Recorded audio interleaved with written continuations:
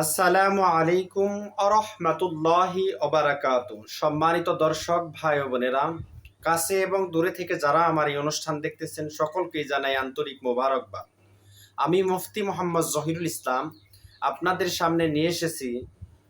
স্বপ্নে যদি আমরা বিভিন্ন প্রাণী, গরু, ঘোড়া, ছাগল, উট এগুলোর ডাক শুনতে পাই, তাহলে এর কি ব্যাখ্যা হবে?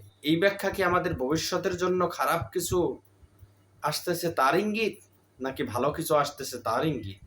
আসুন আমরা জেনে নেই আল্লামা মুহাম্মদ ইবনে সিরিন রহমাতুল্লাহি আলাইহির স্বপ্নের ব্যাখ্যার কিতাব থেকে।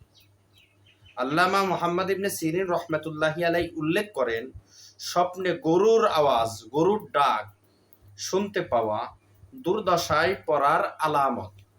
দুর্দশায় পড়ার আলামত। উটের আওয়াজ বা ফুপিয়ে ফুপিয়ে কান্নাকাটি করতে শুনলে, উটকে যদি কান্না করতে শোনা যায় অথবা উটের আওয়াজ শোনা যায়, তাহলে লাভজনক ব্যবসা।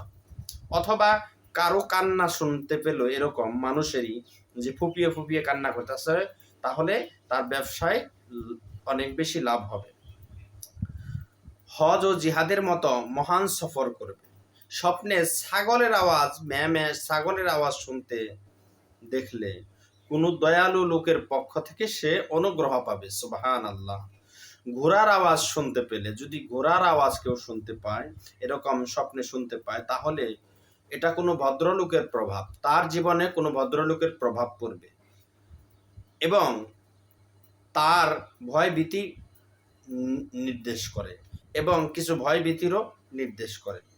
ঘোড়ার কথাবার্তা, ঘোড়াকে যদি কথাবার্তা বলতে শুনে স্বপ্নে, যে ঘোড়া কথা বলতেছে, শোনার অর্থ যা শুনবে তাই হবে, সেটাই সত্য হবে। কেননা প্রাণীরা কখনো মিথ্যা বলে না।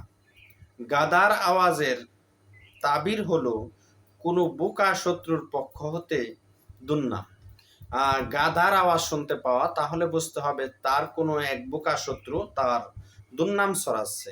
খচ্চরের আওয়াজ শুনতে পাওয়া, কোনো পাষাণ লোকের পক্ষ হতে কষ্টের মুখোমুখি হওয়ার ইঙ্গিত। আল্লাহ তাআলা আমাদেরকে এর ব্যাখ্যাগুলো সঠিকভাবে বোঝার তৌফিক দান করুক। আমিন।